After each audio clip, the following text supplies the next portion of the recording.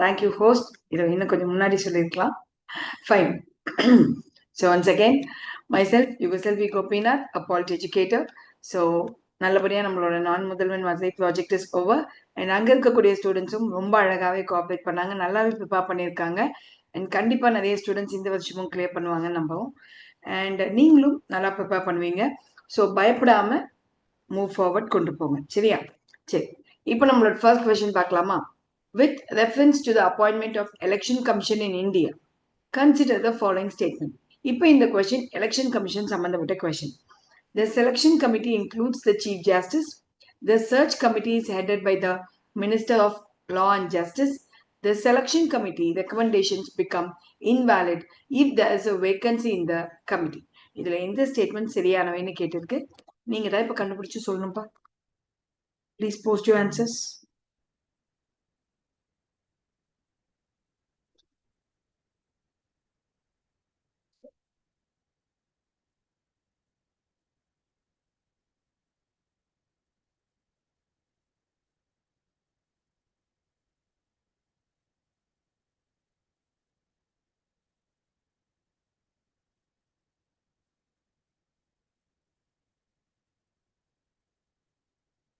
And intern இது ரொம்ப முக்கியமான கொஸ்டினும் கூட, அதனால ஞாபகம் வச்சுக்கோங்க.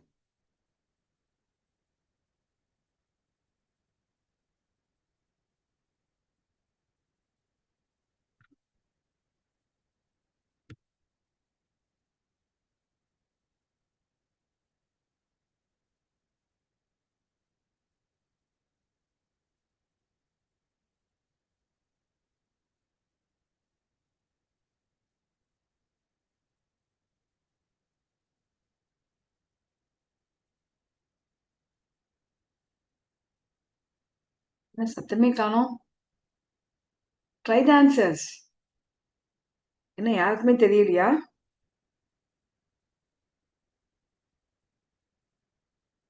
பி. ஓகே, குட் பிரின்சி. One option ruled out ma'am. சரி, அதை வச்சு ட்ரை பண்ணுங்க. ஆக்சுவலி நான் இதுக்கெல்லாம் வந்து 1 ஸ்டேட்மெண்ட் 2 ஸ்டேட்மெண்ட் அப்படி கொடுத்துருக்கணும். பட் சரி பாவம் பயப்பட போய் அப்படின்ட்டு I didn't give like that.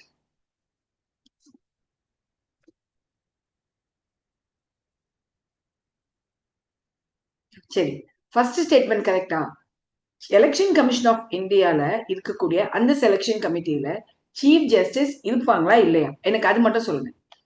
Because நமக்கு ஆக்சுவலி பாத்தீங்கன்னா எலெக்ஷன் கமிஷனோட அப்பாயின்மெண்ட் பத்தி கான்ஸ்டிடியூஷன் பிரசிடென்ட் அப்பாயிண்ட் பண்ணுவாங்கன்றத மட்டும்தான் கான்ஸ்டிடியூஷன்ல ஆர்டிகிள் 324ல சொல்லப்பட்டிருக்கும். இதை தவிர்த்து வேற எதுவுமே சொல்லப்பட்டிருக்காது. ஆமாவா இல்லையா? The election commissioner, chief election commissioner appointed by the president. இதுதான் நம்ம கான்ஸ்டிடியூஷனல் ப்ரொவிஷன். இது பாயிண்ட் நம்பர் 1. இதை தவிர்த்து பிரசிடென்ட்டை யார் சூஸ் பண்ணுவாங்க, இவரோட டேர்ம் என்ன, இதை பத்தி எல்லாம் பெருசா நம்ம கான்ஸ்டியூஷன்ல இதோட சர்வீஸ் கண்டிஷன் என்ன, இது எதுவுமே நம்ம கான்ஸ்டியூஷன்ல கிடையாது. இதை நல்லா ஞாபகம் வச்சுக்கோங்க, சரியா? அப்போ கான்ஸ்டியூஷன்ல இல்லாத விஷயங்கள், அவரோட சர்வீஸ் கண்டிஷன், இவரை யார் சூஸ் பண்ணுவாங்க, இது எதுவுமே சொல்லல. அப்ப என்ன ஆயிடுச்சுன்னா நமக்கு ஒரு கேஸ் நடக்குது. அந்த கேஸினுடைய வெளிப்பாடாக அதுக்கப்புறமா எலெக்ஷன் கமிஷனுக்காக ஒரு சட்டத்தை போட்டாங்க 2023ல. இந்த 2023 election commission rule or act நீங்க பார்க்காம வச்சிருக்கீங்க பெண்டிங்ல அப்படின்னா make sure that you take a note on this, சரிங்களா? எலெக்ஷன் கமிஷன் ஆக்ட் 2023 அப்படின்னு போட்டு அந்த நோட்ஸை காப்பி பண்ணி வச்சுக்கோங்க. இது கண்டிப்பா நமக்கு எக்ஸாமுக்கு தேவை. ஓகே, இப்போ இந்த செலெக்ஷன் கமிட்டியில சீஃப் ஜஸ்டிஸ் ஆஃப் இந்தியா உண்டான்னு கேட்டா ஃபர்ஸ்ட் பாயிண்ட் கிடையாது. அப்ப ஃபர்ஸ்ட் பாயிண்ட் கிடையாதுன்னா நமக்கு எது ஆன்சர் இருக்க முடியாது? ஏ கிடையாது, பி கிடையாது. ஓகே, இப்போ நமக்கு செகண்ட் பாயிண்ட் உண்டான்னு கேட்டா, இப்போ எலெக்ஷன் கமிஷனை ஆக்சுவலி எப்படி சூஸ் பண்றாங்க அப்படின்னு பாத்தீங்கன்னா பிரசிடென்ட் அப்பாயிண்ட் பண்ணுவாங்க. இந்த பிரசிடென்ட் வந்து ஒரு செலெக்ஷன் கமிட்டி ரெக்கமெண்ட் பண்ணி பிரசிடென்ட் அப்பாயிண்ட் பண்ணுவாங்க. இந்த செலெக்ஷன் கமிட்டிக்கு ஒரு சர்ச் கமிட்டி ரெக்கமெண்டேஷனை கொடுப்பாங்க. இந்த பேட்டர்னை டக்குன்னு நமக்கு பார்க்கும்போது எது ஞாபகம் வந்துச்சு நமக்கு? What you remember actually? நமக்கு இந்த லோக்பால் லோகாயுக்தா அப்பாயின்மெண்ட் ஞாபகம் இருக்கா? To you remember this Lokpal Lokayukta? இதே மாதிரி தான் ஆக்சுவலி நம்மளோட லோக்பால் அண்ட் லோகாயுக்தா அப்பாயின்மெண்ட் இருக்கும். லோகாயுக்தா சொல்லக்கூடாது, லோக்பால். லோக்பாலுக்கும் பாத்தீங்கன்னா பிரசிடென்ட் அப்பாயிண்ட் பண்ணுவாரு, செலக்ஷன் கமிட்டி சூஸ் பண்ணுவாங்க, தென் சர்ச் கமிட்டி ஒரு லிஸ்ட கொடுப்பாங்க. இப்படிதான் நம்ம படிச்சிருப்போம். அதே பேட்டர்னை கொண்டு வந்திருக்காங்க. Point number 1. அப்போ இந்த செலக்ஷன் கமிட்டி பத்தி அப்புறம் பார்ப்போம். இந்த சர்ச் கமிட்டி யாரோட தலைமையில இருக்கும் அப்படின்னு பாத்தீங்கன்னா, இந்த minister of law and justice அப்படின்றது பர்ஃபெக்ட்லி கரெக்ட் ஸ்டேட்மெண்ட். இது இப்ப ஆக்சுவலி புது ரூல்ஸ், இதை ஞாபகம் வச்சுக்கணும். அப்ப நமக்கு second statement correct. The selection committee recommendation becomes invalid if there is a vacancy. இப்ப இதுல என்ன சொல்ல வராங்கன்னா, சப்போஸ் இந்த செலக்ஷன் கமிட்டின்றது ஒரு டீம், இந்த டீம்ல ஒரு ஆள் இல்லைன்னா அவங்க கொடுத்த ரெக்கமெண்டேஷனை எடுத்துக்கலாமா வேண்டாமா அப்படின்றது அந்த ஸ்டேட்மெண்ட். இங்க என்ன சொல்லியிருக்காங்கன்னா, அது செல்லாது, இட்ஸ் இன்வாலிட்னு கொடுத்திருக்காங்க. இந்த ஸ்டேட்மெண்ட் தப்பு. செலக்ஷன் கமிட்டியில ஆள் இல்லைனாலும் அவங்க கொடுக்கக்கூடிய ரெக்கமெண்டேஷன் இஸ் வேலிட். அப்ப இதுக்கு ஆன்சர் என்ன? B 2 only. Are you clear with this? இது புரிஞ்சுதா இல்லையா? ஏன்னா இது கண்டிப்பா உங்கள சிலர் கவனிச்சிருக்க கூட மாட்டீங்க. இது ரொம்ப முக்கியமான கான்செப்ட் இந்த UPSC examination. Yes or not? இப்ப நான் கொடுத்த இந்த 3 ஸ்டேட்மெண்ட் புரிஞ்சுக்கிட்டீங்களா? Yes or no? சரி, இப்போ நான் உங்களுக்கு ஒரு விஷயம் சொல்றேன். இப்போ இதுக்கு ரிலேட்டட் ஒரு கேஸ், அதாவது இந்த பிரச்சனை வந்ததுக்கு என்ன மேம் காரணம் அப்படின்னா, இதுக்கு முன்னாடி ஒரு கேஸ் நடந்துச்சு. அந்த கேஸோட நேம் நமக்கு ரொம்ப முக்கியம்.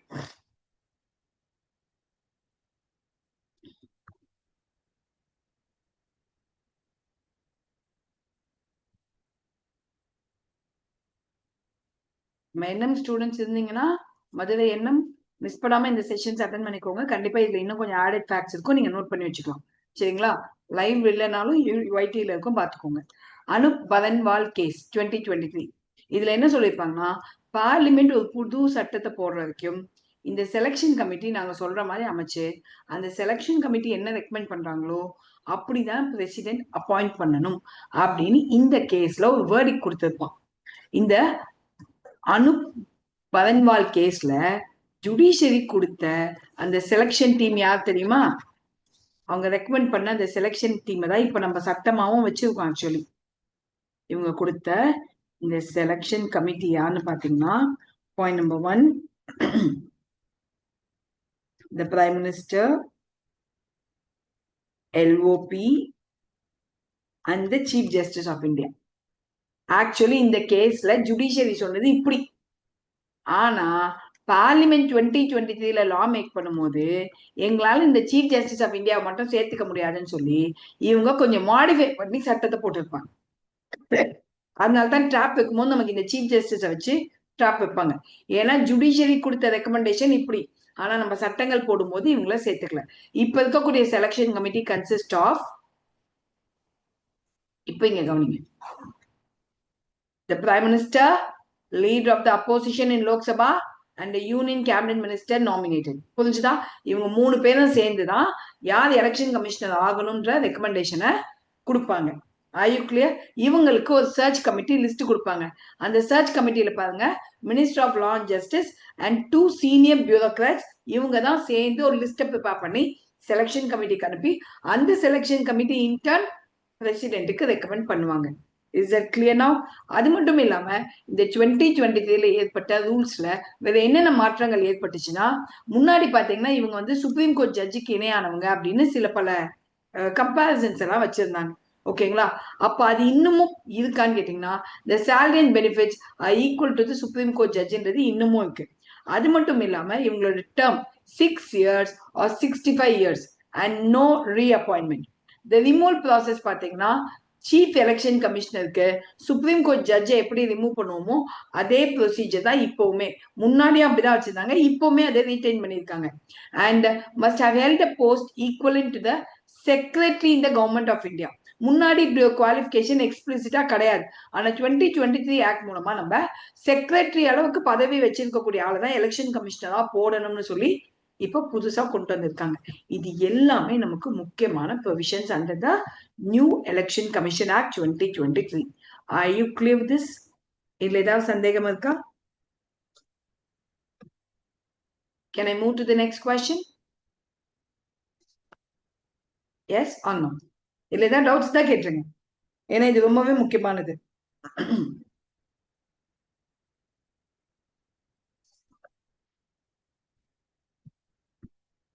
இன்ஃபேக்ட் சொல்லணும்னா இந்த கொஸ்டின்ஸ் எல்லாம் நேற்று நான் வரும்போது டிராவல்ல ப்ரிப்பேர் பண்ணது தான். ஓகே, அதனால கொஞ்சம் ஏதாவது டைப்பிங் மிஸ்டேக்ஸ் இருந்தா கொஞ்சம் அட்ஜஸ்ட் பண்ணிக்கோங்க. என்னடா மேம் என்ன நிறைய மிஸ்டேக்ஸ் இருக்குன்னு நினைக்காதீங்க. ஏன்னா ட்ரெயின்ல அவ்வளவுதான் நான் டைப் பண்ணவும் முடிஞ்சுது. அதனால டக்கு டக்குன்னு ப்ரிப்பேர் பண்ண questions. Fine. Consider the following statement regarding constitutionalism. இப்போ இது வந்து நமக்கு சிலபஸ்ல ஃபவுண்டேஷன்ல இருந்து கொஸ்டின்ஸ் கேட்டா இதுல இருந்து கேட்பாங்க. அப்போ வாட் இஸ் கான்ஸ்டிடியூஷனலிசம் அப்படின்னு ஒரு ஸ்டேட்மெண்ட். எங்க ட்ரை பண்ணுங்க. ஃபர்ஸ்ட் ஆன்சர் சொல்லுங்க, அதுக்கப்புறமா நான் எக்ஸ்பிளைன் பண்றேன். Give me the answer. What is constitutionalism? பொறுமையா படிச்சு பாருங்க. Take your time, read it and give me the answer.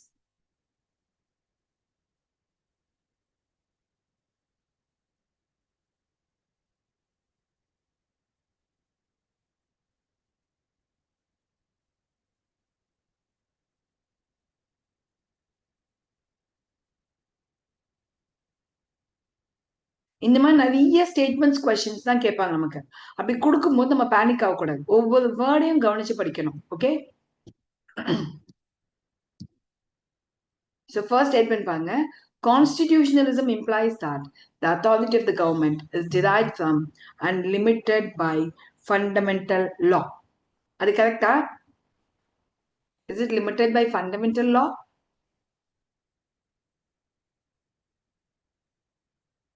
Correcta? Okay.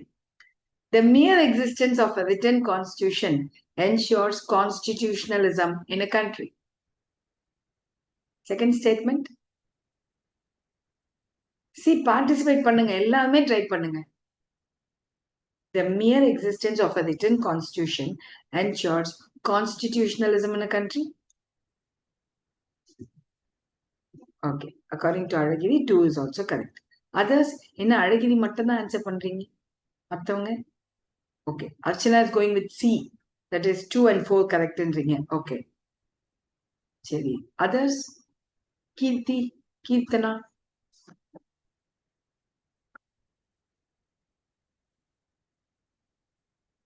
Shankar.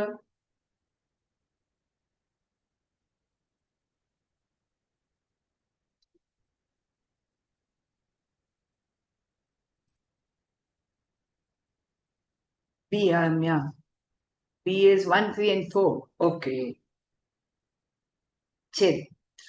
அப்ப third statement, Ramya is telling third statement is right. இல்லையா? So constitution is opposed to arbitrary exercise of power and is based on rule of law. அது கரெக்ட்ன்றீங்க. Okay. Then fourth statement, Supreme Court in Ayya Coelho versus State of Tamil Nadu. In fact, நிறைய ஸ்டூடெண்ட்ஸ்க்கு ஐயா கோயல்வோ case தெரியும். ஆனா அது எந்த government எதிர்த்து போட்டாங்கன்னே தெரியாது. It's against the state of Tamil Nadu. Held that constitutionalism requires control over the governmental power to preserve democratic principle. இப்போ இந்த ஃபவுண்டேஷனை ஒழுங்கா ப்ரிப்பேர் பண்ணியிருந்தா நமக்கு இந்த ஸ்டேட்மெண்ட் ஒன்று ஒன்று நல்லா தெரிஞ்சு வச்சிருப்போம். அப்போ நம்ம ஈஸியாக ஆன்சர் கெஸ் பண்ணலாம். ஆனால் ஃபவுண்டேஷன் தெரியாதவங்களுக்கு கண்டிப்பா இது வந்து ஒரு நைட் மேர் கொஸ்டின் மாதிரி ஆயிடும். Remember the answer for this question is B. செகண்ட் ஸ்டேட்மெண்ட்டை தவிர மற்ற எல்லா ஸ்டேட்மெண்ட்டுமே கரெக்ட் தான். எப்படி நான் இப்போ எக்ஸ்பிளைன் பண்றேன், கவனிச்சுக்கோங்க. இந்த கொஸ்டின் புரியல தெரியலன்ற ஸ்டூடெண்ட்ஸ் கூட பயப்பட வேணாம். நான் இப்போ எக்ஸ்பிளைன் பண்ணும்போது இவ்வளவுதானா இதுக்கு மீனிங்னு ஈஸியா புரிஞ்சுப்பீங்க. First, what is a constitutionalism? Constitutionalism அப்படின்னா wherever the constitution exists, அங்க constitution will be the supreme body. அப்ப அந்த கான்ஸ்டிடியூஷனுக்கு உட்பட்டு தான் எல்லாரினுடைய அதிகாரமும் இருக்கும். அப்போ ஃபார் எக்ஸாம்பிள் ஒரு நாட்டுல கான்ஸ்டியூஷன் இருக்கு அப்படின்னா இந்த கான்ஸ்டிடியூஷன் எல்லாரினுடைய லிமிட்ஸை முடிவு பண்ணும். இந்த லிமிட்டை தாண்டி பிரசிடென்ட்டோ பார்லிமெண்டோ ஜுடிஷியரியோ ஓவர் ரூல் பண்ண முடியாது. Point number 1. அப்போ இந்த வார்த்தையை பார்த்த உடனே மேம் அப்போ கான்ஸ்டியூஷன் இருக்கக்கூடிய இடங்கள்ல எல்லா இடத்துலயுமே இப்படிதான் இருக்குமா அப்படின்னு கேட்டா அப்படின்னு சொல்ல முடியாது. அப்போ சில நாடுகள்ல கான்ஸ்டிடியூஷன் இருக்கும், ஆனா இந்த கான்ஸ்டிடியூஷன் எந்த நாட்டுல ஒழுங்கா செயல்படுதோ அந்த நாட்டுலதான் கான்ஸ்டிடியூஷனலிசம் இருக்குன்னு சொல்ல முடியும். ஐ ஏபிள் டு அண்டர்ஸ்டாண்ட்? அப்போ கான்ஸ்டிடியூஷன் இருக்கக்கூடிய எல்லா இடங்கள்லயும் கான்ஸ்டிடியூஷனலிசம் இருக்குமான்னு கேட்டா இருக்கலாம், இல்லாமலும் போகலாம். அப்ப கான்ஸ்டிடியூஷன் இருந்தா அங்க லிமிடேஷன்ஸ் இருக்கும். அப்ப எங்க லிமிடேஷன்ஸ் ஒழுங்கா செயல்படுதோ அப்பதான் அங்க கான்ஸ்டிடியூஷனலிசம் இருக்குன்னு அர்த்தம். Are you clear with this point? அப்போ கான்ஸ்டிடியூஷனலிசம்ன்றது என்னன்னா, it implies that the authority of the government derived from and limited by the fundamental law. அப்ப இந்த fundamental lawன்றது நம்மளோட கான்ஸ்டிடியூஷன், அடிப்படை சட்டம். நம்ம கான்ஸ்டிடியூஷன் இந்த புக் தான் ஃபண்டமெண்டல் லா. இதுல இருந்து தான் கவர்மெண்ட்டுக்கும் பார்லிமெண்ட்டுக்கும் ஜுடிஷியரிக்கும் பவர்ஸே வந்துட்டு இருக்கு. ஆமாவா இல்லையா? அப்ப ஃபர்ஸ்ட் ஸ்டேட்மெண்ட் கரெக்டா? ரெண்டாவது, ரிட்டன் கான்ஸ்டிடியூஷன் இருந்தாலே அங்க கான்ஸ்டிடியூஷனலிசம் இருக்கணும்னு அவசியம் கிடையாது. நான் ஆல்ரெடி சொன்னேன் இல்லையா, புக் இருந்தாலே கான்ஸ்டிடியூஷனலிசம் இருக்குமான்னு கேட்டா இருக்கலாம், இல்லாமலும் இருக்கலாம். அப்ப ரெண்டாவது ஸ்டேட்மெண்ட் நமக்கு தப்பு. மூணாவது, கான்ஸ்டிடியூஷனலிசம்ன்றது எதை அப்போஸ் பண்ணுதுன்னா, யார்கிட்டயும் அதிகபட்ச பவர் போகாம அப்போஸ் பண்ணுது. So arbitrary exercise. ஆர்பிட்டரி எக்ஸசைஸ்னா அத்துமீறி அதிகாரத்தை பயன்படுத்தாம எல்லாரோட பவர்ஸையும் லிமிட்டடா ரெஸ்ட்ரிக்டடா காமிக்கும் போது what you are suppose to do, what you aren't suppose to டூன்றத ரொம்ப அழகா சொல்லும் போது யாருமே அதிகாரத்தை தப்பா பயன்படுத்த முடியாது. So every one are based on rule of law. எல்லாமே சட்டத்துக்கு உட்பட்டு தான் அங்க வாழ்ந்துட்டு இருக்காங்க. ஸோ அப்போ third statement is perfectly right. அப்போ கான்ஸ்டிடியூஷனலிசமோட பிரின்சிபிள்னு கேட்டா எதை சொல்லலாம்? Can we connect these two words? கான்ஸ்டிடியூஷனலிசமோட principle is rule of law அப்படின்னு கொடுத்தா ஸ்டேட்மெண்ட் கரெக்டா தப்பா? சொல்லுங்க. நாளைக்கு எக்ஸாம்ல இப்படி ஸ்டேட்மெண்ட் கொடுத்தா அந்த ஸ்டேட்மெண்ட் சரியா தப்பா? திங்க். கான்ஸ்டிடியூஷனலிசமோட பிரின்சிபல் ரூல் ஆஃப் லா அப்படின்னு சொன்னா அந்த ஸ்டேட்மெண்ட் சரியா தப்பா?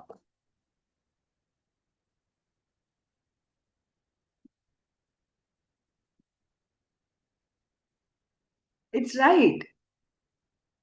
பிகாஸ் நான் புக்கு, ஓகே, நான் எல்லாருக்குமே ஒரே மாதிரி ரூல்ஸ் போட்டு வச்சிருக்கேன். ஸோ தட் யாரும் யாரையும் அத்துமீறி நடந்துக்காம பாத்துக்கிறேன். அப்ப கான்ஸ்டிடியூஷனலிசமோட basic principle rule of law. புரிஞ்சுதுங்களா? சுப்ரீம் கோர்ட் ஐயா கொல்வோ கேஸ்ல கான்ஸ்டிடியூஷனலிசம்ன்றது it control the governmental power அப்படின்னு சொன்னா கரெக்ட் தான். ஏன்னா கவர்மெண்ட்டை கண்ட்ரோல் பண்ணாதான் அங்க மக்கள் நம்மளோட பிரின்சிபிள்ஸ் வேல்யூ செய்யப்படும். இப்ப கவர்மெண்ட்டுக்கு அதிகமா பவர்ஸ் போயிடுச்சுன்னா நம்ம நிலைமை என்ன? நம்மளாம் அடிமையா இருக்கணும். we have to be like slaves. அப்போ பீப்புளோட பவர்ஸ் அதிகமா நிக்கணும்னா அங்க லிமிட்டட் கவர்மெண்ட் தான் இருக்கணும். அப்போ ஒரு டெமோக்ராட்டிக் கவர்மெண்ட்னா அங்க கான்ஸ்டிடியூஷனலிசம் வேணுமா இல்ல கான்ஸ்டிடியூஷன் வேணுமா? சொல்லுங்க. What is needed basically for the democracy? Constitution is needed or constitutionalism is needed அப்படின்னு கேட்டா what will be your answer? சொல்லுங்க. Constitution or constitutionalism? Is that clear? இப்ப டிஎன்பிஎஸ்சி படிக்க வந்த ஸ்டூடெண்ட்ஸ் நீங்க சொல்லுங்க, உங்களுக்கும் இது புரிஞ்சுதா இல்லையா? ஏன்னா டிஎன்பிஎஸ்சிக்கும் இதெல்லாம் உண்டு. ஸோ ஐயா கொல்வோ கேஸ்ல சுப்ரீம் கோர்ட் என்ன சொல்லியிருப்பாங்கன்னா, கான்ஸ்டிடியூஷனலிசம் என்பது legal principle that requires control over the governmental power. So கவர்மெண்டோட பவர்ஸுக்கு ஒரு கண்ட்ரோல் வேணும். அதற்கான பிரின்சிபல் தான் constitutionalism. And to ensure that it does not destroy the democratic principle. அந்த கண்ட்ரோல் எதுக்காகனா அது டெமோக்ராட்டிக் பிரின்சிபிளை அழிச்சிடக்கூடாதுன்றதுக்கான கண்ட்ரோல். அதே மாதிரி ராம்ஷர் பிரசாத் அப்படின்னு ஒரு கேஸ், இதுல என்ன சொல்லியிருப்பாங்கன்னா, கான்ஸ்டிடியூஷனலிசம் அல்லது கான்ஸ்டிடியூஷனல் சிஸ்டம் ஆஃப் கவர்மெண்ட், இது ரெண்டுமே ஒண்ணுதான். கான்ஸ்டிடியூஷனலிசம் அல்லது கான்ஸ்டிடியூஷனல் சிஸ்டம் ஆஃப் கவர்மெண்ட், இது ரெண்டுமே என்ன சொல்றாங்கன்னா, it is premised on the rule of law in which subjective satisfaction is substituted by objectivity provided by the provisions of the constitution. அப்ப கான்ஸ்டிடியூஷன்ல சொல்லப்பட்ட ப்ரொவிஷன்ஸ்க்கு உட்பட்டு தான் நம்மளோட ரூல்ஸ் எல்லாமே இருக்கணும். அப்பதான் people and democracy will be protected அப்படின்னு சொல்றாங்க. Are you clear with the two questions? இந்த ரெண்டு கொஸ்டினை பேஸ் பண்ணி ஃபவுண்டேஷனல் வேல்யூலேருந்து ஏதாவது கொஸ்டின் கேட்டாங்கன்னா குழம்பாம ஆன்சர் கிளியரா போடுங்க. ரொம்ப காம்ப்ளிகேட்டடா கேட்க மாட்டா யூபிஎஸ்சி. இந்த அளவுக்கு நீங்க புரிஞ்சுக்கிட்டீங்கன்னா அங்க ஈஸியா ஆன்சர் கெஸ் பண்ணிடலாம். Clear? Third question. which of the following are the principles of constitutionalism? இப்ப கான்ஸ்டிடியூஷனலிசம்னா என்ன ஞாபகம் இருக்குல்ல? கான்ஸ்டிடியூஷன் இருக்கணும், அங்க டெமோக்ரஸியை பாதுகாக்க தேவையான அடிப்படையான பிரின்சிபல். ஓகே, இப்ப சொல்லுங்கப்பா.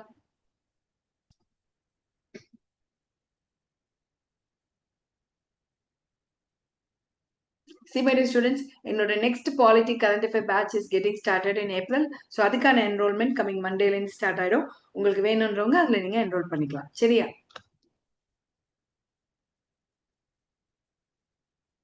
இந்த வாட்டி போன வாட்டி இந்த ஆஃபர் கொடுத்தோம் இல்லையா, அந்த மாதிரி இந்த வாட்டியுமே ஆஃபர்ஸ் இருக்கு. ஸோ மிஸ் பண்ணாம நீங்க ஃபர்ஸ்ட் 50 என்ரோல்மெண்ட்ல என்ரோல் பண்ணி அந்த ஆஃபரை நீங்களும் அவைல் பண்ணிக்கலாம். இந்த வாட்டி சயின்ஸ் அண்ட் டெக்கு பதிலா you will be focused with history current affair as a complement with it. சரியா? So polity with history. எங்க ஆன்சர் சொல்லுங்க. Constitutionalism. C. Okay. 2, 3, 4, 5. Yeah. Okay. This.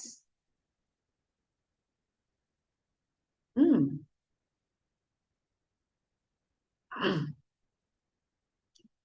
Good. நான் எதிர்பார்க்கல. ஆனா பரவாயில்ல. Archana, I think you are my group 1 student, right? அந்த அர்ச்சனா தானே நீங்க? அர்ச்சனா விஜய். பரவாயில்ல அர்ச்சனா. யூபிஎஸ்சி அளவுக்கு கம்ப்ளீட் பண்ண ஆரம்பிச்சிட்டீங்க நீங்களும். Very good, very nice. Fine. Exactly. ஒன்ன தவிர மற்றது எல்லாமே கான்ஸ்டிடியூஷனலிசமோட பிரின்சிபல்ஸ் தான். பிகாஸ் கான்ஸ்டிடியூஷன் எங்க இருக்கோ, கான்ஸ்டிடியூஷனலிசம் எங்க இருக்கோ, அங்க என்ன இருக்கக்கூடாது? பார்லிமெண்ட்ன்ற வீடுக்கு அதிக டாமினேஷன் கொடுக்க கூடாது. அப்ப சூப்பர்மசி ஆஃப் பார்லிமெண்ட் இருக்க வாய்ப்பே கிடையாது. அப்ப அங்க யார் சுப்ரீமா இருக்கணும்? இந்த புக்கு நான் தான் don. I am the Don.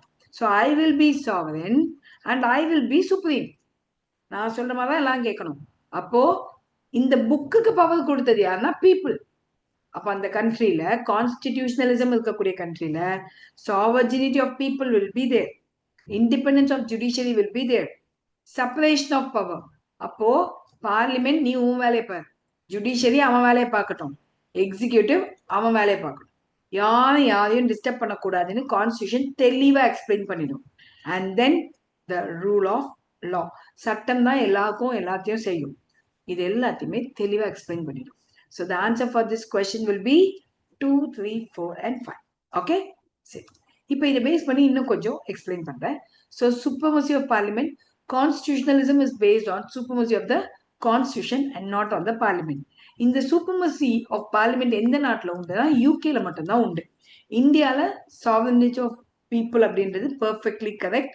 இது எல்லாமே நமக்கு கரெக்ட் தான். ஓகே, சரி. Which of the following is incorrect? Actually incorrect இல்ல, கரெக்ட் தான். நான் இங்க வைக்க வந்த ஸ்டேட் ஆப்ஷன் வேற, பை மிஸ்டேக் ஆப்ஷன் வேற போட்டுட்டேன். ஆப்ஷனை மாத்திடலாமா? Shall I change the option over here? Incorrect கண்டுபிடிங்க. ஓகே, நான் கொஸ்டின் கரெக்டா ஃப்ரேம் பண்ணேன், ஆனா இங்க வச்ச ஆப்ஷன் தப்பா வச்சுட்டேன். 1 statement, 2 statement, 3 statement, 4 statement.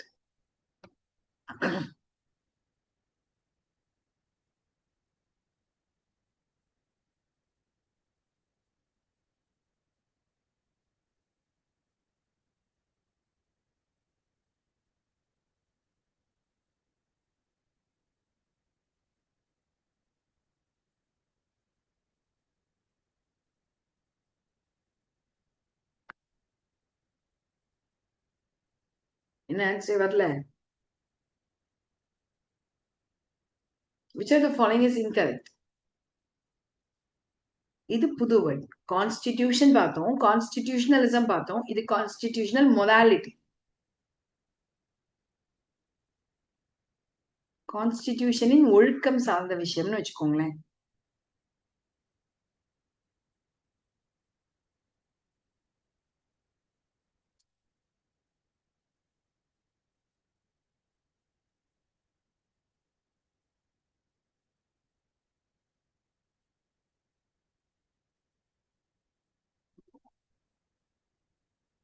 Two statement.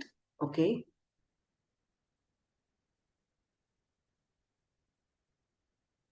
Okay. 1 minute.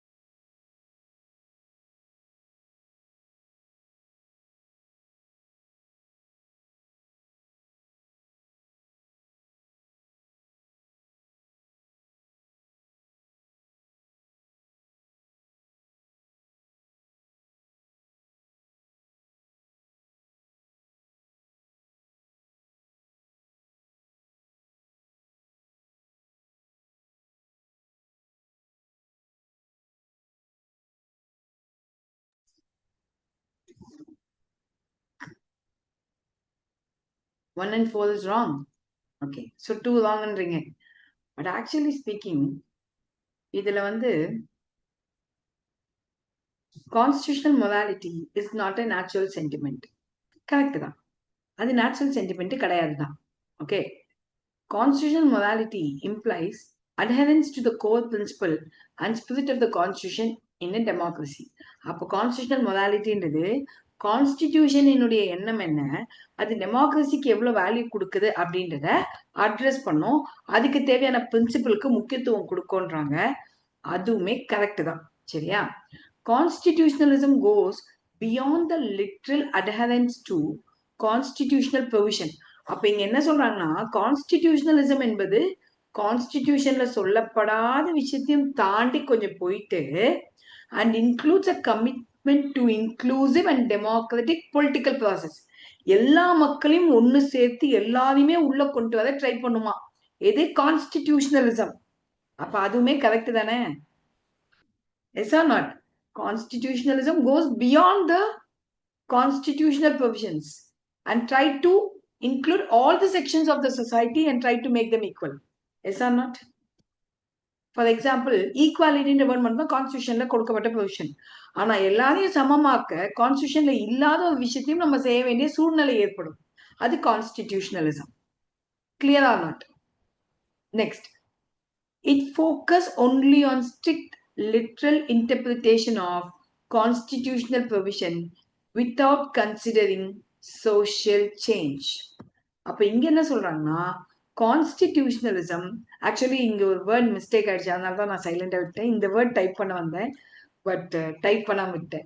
கான்ஸ்டிடியூஷனலிசம் focus only on literal interpretation of constitutional provision without considering social change ன்னு சொல்லியிருக்கு. அதுதான் தப்பு. கான்ஸ்டிடியூஷனலிசமா இருக்கட்டும் அல்லது கான்ஸ்டிடியூஷனல் மொராலிட்டியா இருக்கட்டும், ரெண்டுத்துல நீங்க எதை எடுத்தாலும் அங்க வெறும் கான்ஸ்டிடியூஷனல் ப்ரொவிஷனுக்கு மட்டும் முக்கியத்துவம் கொடுக்க மாட்டாங்க, சமுதாய மாற்றத்துக்கும் ஃபோக்கஸ் பண்ணுவாங்க. Yes or not? அங்க மெயின் பாயிண்டே சமுதாய மாற்றம் தானே. ஆனா அங்க வித்தவுட் கன்சிடரிங் சோசியல் சேஞ்சுன்னு இருக்கு. அதுதான் அங்க தப்பு. அப்ப நமக்கு ஆன்சர் ஏ. ஒரு ஸ்டேட்மெண்ட் மட்டும் தான் தப்பு, மற்றது எல்லாமே கரெக்ட் தான். அப்போ நாளைக்கு எக்ஸாம்ல கான்ஸ்டிடியூஷனல் மொராலிட்டியை பேஸ் பண்ணி கேட்டாலும் சரி, கான்ஸ்டிடியூஷனலிசம் பேஸ் பண்ணி கேட்டாலும் சரி, கவனிச்சு ஆன்சர் பண்ணணும். Is that clear? Yes or no? இந்த கொஸ்டின் புரிஞ்சுதா? ஏன்னா இது கண்டிப்பா நீங்க இந்த அளவுக்கெல்லாம் பார்த்துருப்பீங்களான்னு எனக்கு தெரியல. பட் நீங்க நாளைக்கு எக்ஸாம் போகும்போது அந்த ஃபவுண்டேஷன் தெரியாம இந்த கொஸ்டின்ஸ் விட்டுறக்கூடாது. இது ரொம்ப ஈஸியான கான்செப்ட். இது வந்து இயற்கையா வந்த சென்டிமெண்ட் கிடையாது. நம்ம ஒரு புக்கை கிரியேட் பண்ணி நம்ம நிறைய ஸ்ட்ரகிள்ஸ் ஏற்பட்டு அந்த ஸ்ட்ரகிளினுடைய வெளிப்பாடாக நம்ம ஒரு புக்கை கிரியேட் பண்ணிடணும். அதனால ஏற்பட்ட சென்டிமெண்ட்.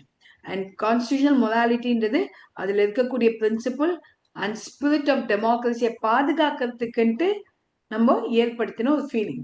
அண்ட் கான்ஸ்டிடியூஷனலிசம்ன்றது அதுல இருக்கக்கூடிய ப்ரொவிஷனையும் தாண்டி டெமோக்ராட்டிக் பொலிட்டிக்கல் ப்ராசஸ் மூலமா எல்லாரையுமே உள்ள கொண்டு வர ட்ரை பண்றோம். எஸ், இங்க பாருங்க, டிரான்ஸ்ஃபர்மேட்டிவ் கான்ஸ்டிடியூஷனலிசம் தான் Indian principle. What is the transformative constitutionalism அப்படின்னா, எல்லாரோட ஈக்குவாலிட்டி, லிபர்ட்டி, ஃப்ரீடம் எல்லாத்தையும் பாதுகாக்கிறதுக்காக நம்ம சொசைட்டியை டிரான்ஸ்ஃபார்ம் பண்ணி சோசியல் சேஞ்சஸை என்கரேஜ் பண்ணிட்டு இருக்கோம். சமுதாய மாற்றத்துக்கு நம்ம துணையா நிக்கிறது தான் transformative constitutionalism. Is that clear? The principles such as equality, liberty, fraternity, dignity into society, achieving the Constitution's primary goal of transforming society for the better. It tries to give paramount significance to constitutional morality rather than what constitutes morality in society. So, வெறும் ஒழுக்கம்னா என்னன்றதை மட்டும் importance கொடுக்காம கான்ஸ்டிடியூஷன்ல சொல்லப்பட்ட ஒழுக்கம் என்ன, அது எப்படி சமுதாய மாற்றத்துக்கு துணையா நிற்கும்ன்றது தான் டிரான்ஸ்ஃபர்மேட்டிவ் கான்ஸ்டிடியூஷனலிசம். அதை இப்போ இருக்கக்கூடிய ஜெனரேஷனுக்கு ஏற்ற மாதிரி எப்படி கொண்டு வரலான்றது தான் டிரான்ஸ்ஃபர்மேட்டிவ் கான்ஸ்டிடியூஷனலிசம். இது புரிஞ்சுதா இல்லையா? We are trying to transform the society by achieving our goals for better future, better generation. Okay? The last question, try out. இன்னைக்கு கொஸ்டின்ஸ் எல்லாம் கொஞ்சம் டிஃபரெண்டா, கொஞ்சம் டிஃபிகல்ட்டா நீங்க ஃபீல் ஆகலாம். பட் இந்த அளவு நீங்க தெரிஞ்சுக்கிட்டீங்கன்னா மச் பெட்டர்.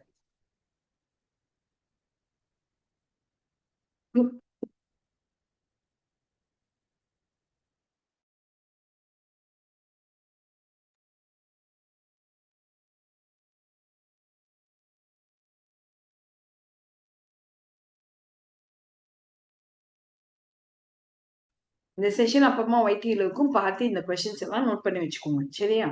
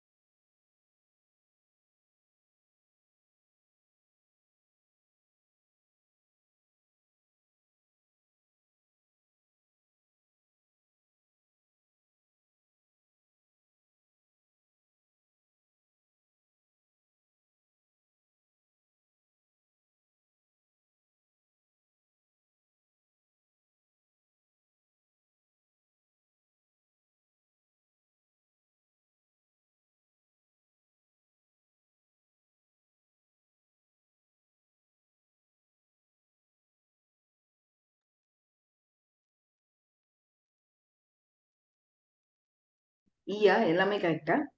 ஓகே.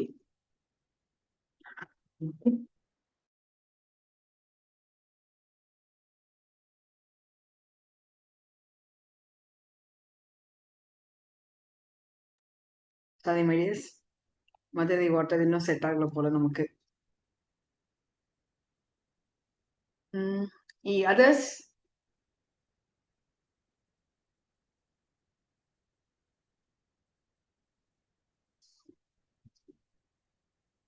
இதானா? சரி.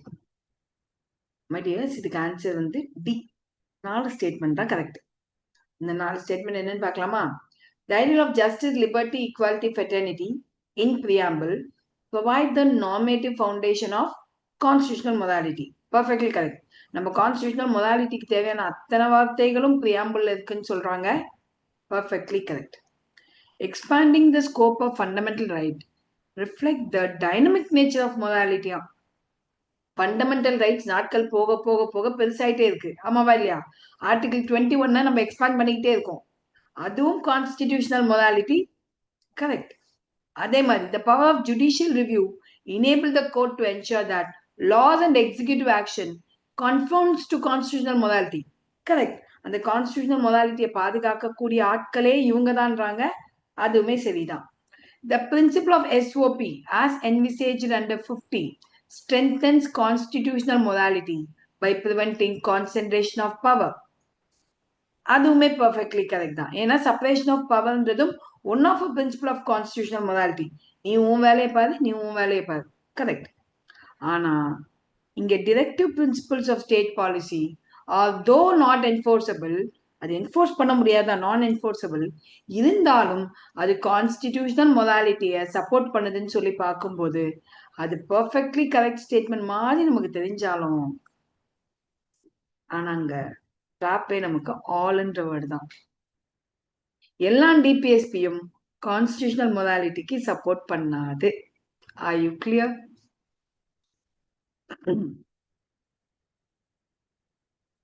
Article 38, 39, 41 promote social and economic democracy.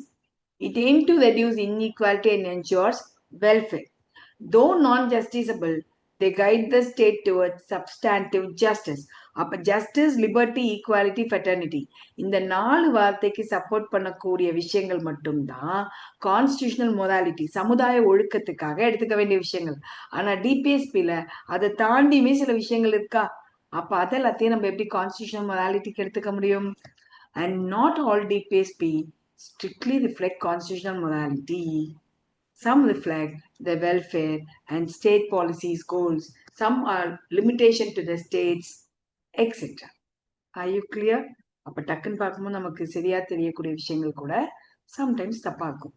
அதனால கொஞ்சம் ப்ராக்டிஸ் பண்ணா நம்ம பர்ஃபெக்ட்லி கரெக்ட் ஆயிடலாம். ஓகே, முடிஞ்ச அளவுக்கு இந்த மாதிரி கொஞ்சம் டஃப்பான கொஸ்டின்ஸ் எல்லாம் நான் ட்ரெயின் பண்ணிடுறேன் before you go for the exam. So don't worry on it. சரியா?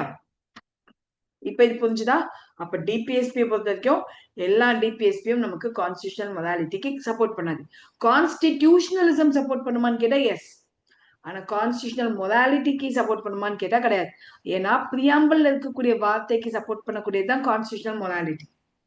Okay, so my dear students, இன்னைக்கு என்னோட வாய்ஸ் ரொம்ப ஸ்ட்ரெயின் பண்ண முடியாத காரணத்தினால உங்களுக்கு இன்னைக்கு நான் 5 கொஸ்டின்ஸ் தான் ப்ரிப்பேர் பண்ணியிருக்கேன். ஏன்னா நீங்க அந்த பிரேக் விட்டுறக்கூடாதுன்ட்டு. ஸோ இன்னைக்கு நான் சொல்லி கொடுத்த இந்த 5 கொஸ்டின்ஸ் தெளிவா இருக்கீங்களா? Yes or no?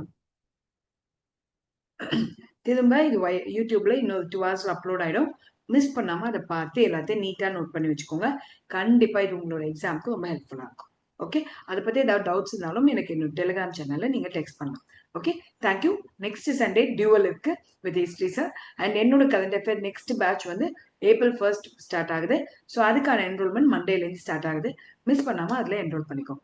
Thank you. Have a great day. Bye.